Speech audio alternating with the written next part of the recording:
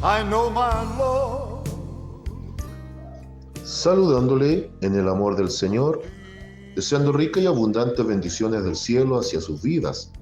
Ha llegado la hora de compartir el devocional, el pancito diario de vida que tanto bien hace a nuestras almas. Hoy cerramos nuestra sección de un tema en 3 partes. Y el tema en 3 partes esta semana ha sido respecto de la angustia del alma. Hemos pasado por Job, viendo ese aspecto de cómo lo hizo para sobrellevar todo, lo cual desde lo personal me parece extraordinario, este varón de Dios.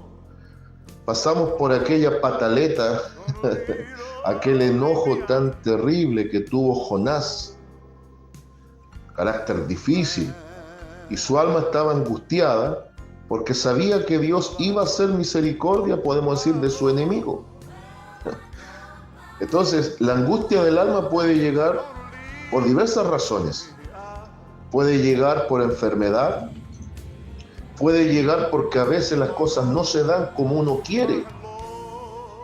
Pero hoy quiero, para ya ir concluyendo, volver a otro personaje de la Biblia, el cual va a ser el centro de nuestra meditación, y es el profeta Elías. Un pasaje muy conocido, pero quiero ir a poder discernir qué provocó esto. Primer libro de los Reyes, capítulo 19. Primer libro de los Reyes, capítulo 19. Desde el versículo 1 al versículo 8. Mientras contextualizo. Elías venía de una victoria espectacular registrada en el capítulo 18. La gran victoria en la cumbre del monte Carmelo. Dios usa a un solo hombre de Dios para aniquilar 850 falsos profetas, en el contexto de literalmente ser brujos, sacerdotes del mal. A todas luces, desde lo humano, una batalla desigual, pero las esferas espirituales, Dios resguardando a su profeta. Después de aquella gran victoria, donde el cierre del pasaje es bien tétrico porque Elías finalmente les corta la cabeza, obviamente no él solo, sino que apresan a los falsos profetas una vez Dios da la victoria y los decapitan a la orilla del río. Y ahora va a venir la contrarrespuesta. Bien, entonces, primer libro de los Reyes, capítulo 19, desde el 1 al 9, desde el versículo 1 al 8, Elías huye a Horeb. Y voy a leer en el nombre del Señor Jesucristo la palabra de nuestro Dios, que dice de la siguiente manera: Acab dio a Jezabel la nueva de todo lo que Elías había hecho y de cómo había matado a espada a todos los profetas. Entonces envió Jezabel a Elías un mensajero diciendo: Así me hagan los dioses y aún me añadan, si mañana a estas horas yo no he puesto tu persona como la de uno de ellos. Viendo pues el peligro, se levantó y se fue para salvar su vida, y vino a Berseba, que está en Judá, y dejó allí a su criado. Y él se fue por el desierto un día de camino, y vino y se sentó debajo de un enebro, y deseando morirse dijo: Basta ya, oh Jehová, quítame la vida, pues no soy yo mejor que mis padres. Y echándose debajo del enebro, se quedó dormido. Y aquí luego un ángel le tocó y le dijo: Levántate, come. Entonces él miró, y aquí a una cabecera una torta cocida sobre las ascuas y una vasija de agua, y comió y bebió, y volvió a dormirse. Y volviendo el ángel de Jehová la segunda vez, lo tocó diciendo: levántate y come, porque largo camino te resta. Se levantó pues y comió y bebió, y fortalecido con aquella comida, caminó 40 días y 40 noches hasta Horeb, el monte de Dios. Amén. ¿Sabe usted que yo veo una relación muy similar, aunque en contexto diferente, en lo acontecido con Jonás, profeta de Dios, a Elías, profeta de Dios? Obviamente Jonás, profeta escritor, Elías no está dentro de los profetas escritores, sino que escribieron respecto de él.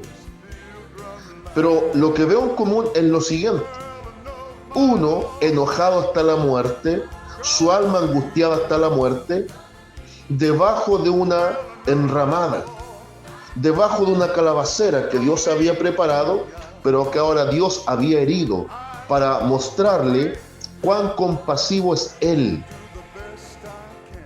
Acá, un profeta de Dios, a diferencia de Jonás, totalmente obediente y rendido a la voluntad de Dios. Ahora, deseando morirse debajo de un enebro, ya no queriendo más, dando toda la impresión de que estaba bajo un cuadro depresivo. Entonces, por favor, entendamos algo.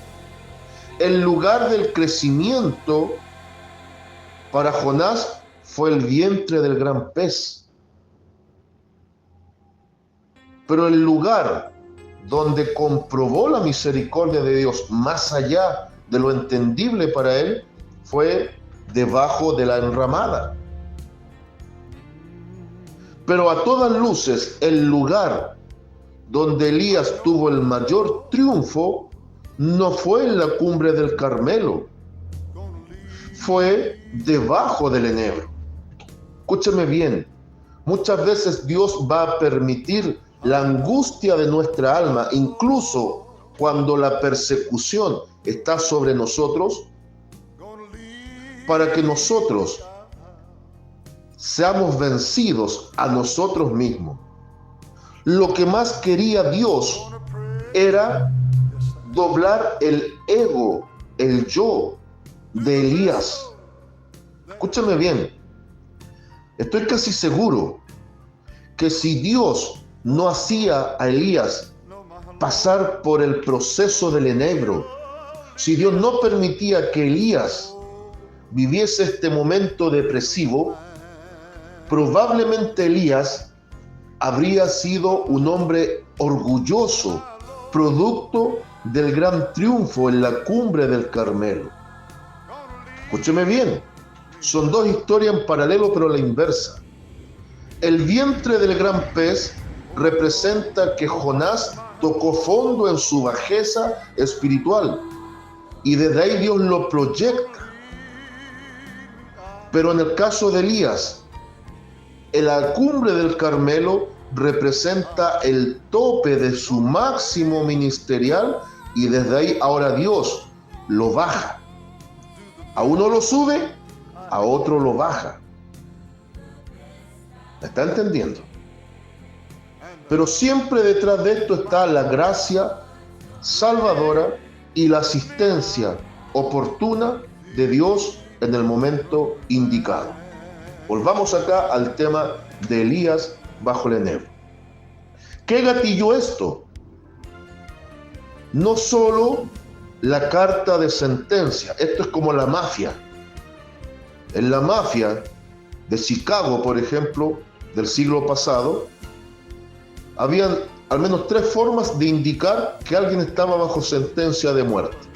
Un beso en la mejilla, tipo beso de Judas, una rosa, indicando que llegaba el tiempo de que le diesen muchas flores en el cementerio, o una carta explícita diciendo que ya la muerte venía por el individuo en cuestión. Igual que una mafiosa, esta reina perversa llamada Jezabel envía una carta al profeta de Dios. Y esta carta tenía el indicativo que así como Elías mató a sus profetas falsos, ella era una cazadora de profetas, lo iba a matar. Entonces, aquí viene algo bien especial. Antes, momentos antes, horas antes quizás, este hombre se atrevió a desafiar y se burló de 850 brujos.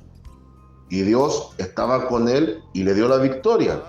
Y ese mismo Dios que estaba con él y seguía con él, ahora Elías, a lo que dice una mujer perversa, solo una mujer perversa, huye para escapar por su vida. Lo que indica, más que un miedo en Elías, y aquí hay algo interesante. Elías decía ser el último profeta de Jehová. Quiere decir que esta mujer era literalmente una cazadora de cabezas. Era una asesina de profetas. Y ya corría el rumor seguramente que había matado a muchos. Entonces percibo que Elías huye no solo por un miedo a la muerte inminente, sino por un desespero de ver que si a él lo mataban, no iba a haber más palabra de Jehová en medio del pueblo norteño. Bendito el nombre del Señor. Elías no solo había temido a la muerte, Elías se dolía y temía que ya no hubiera palabra de Jehová porque a él lo iban a matar. Y es por eso que dice, mire, no he sido mejor que mis padres. Prácticamente dice, fracasé en lo que hice. Quítame la vida. Se angustió en su alma. Se angustió al ver no solo que la muerte venía por él, sino que se iba a extinguir la palabra de Jehová. Pero obviamente, nuestro Dios le da a entender claramente que había un remanente de 7,000 rodillas que no se habían doblado ante Baal ni la habían besado. Ahora, yo quiero que usted esté claro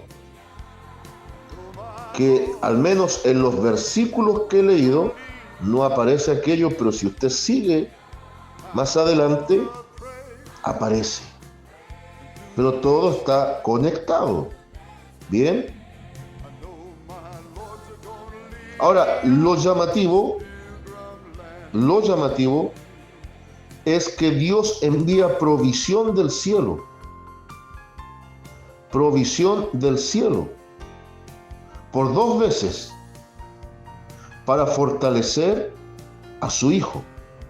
Fortalecer a su instrumento. Extraordinario. Nuestro Dios. Extraordinario. Llega al momento justo la provisión de Dios.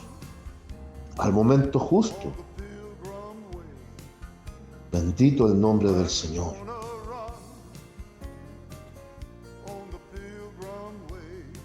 Quiero ir concluyendo con lo siguiente. Muchas veces Dios va a necesitar permitir nuestra alma angustiada para que nosotros aprendamos a depender de Él y no de nuestras capacidades.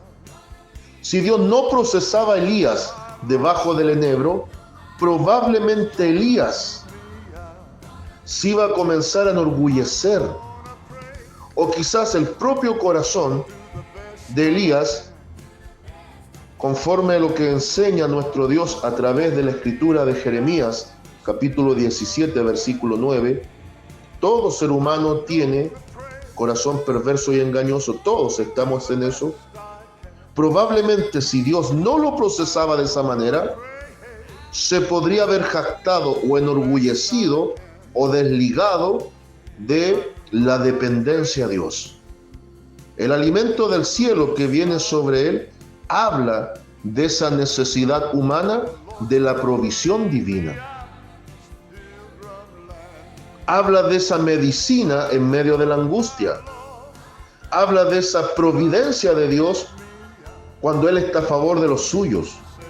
Habla de lo que enseña Pablo en Romanos 8:28, dado que hay un propósito, todo finalmente, aún lo que aparentemente es malo, obra para bien, porque son herramientas que Dios usa para formarnos. Entonces, la conclusión es, cada tanto Dios va a permitir la angustia del alma como una herramienta para que aprendamos a depender de Él, para que aprendamos a esperar en Él, para que nunca nuestro orgullo nos juegue malas pasadas, para que nuestra humanidad, nuestro ego, nuestro propio yo interno, no comience a quitarle gloria al que la merece, nuestro Dios. Y por más solo que nos sintamos, siempre Dios va a estar a nuestro lado, y hay muchos más. Si un soldado cae, Cristo tiene todo un ejército para también Él glorificarse. Saludos de paz, amor y bendición desde Longavia cada uno de ustedes.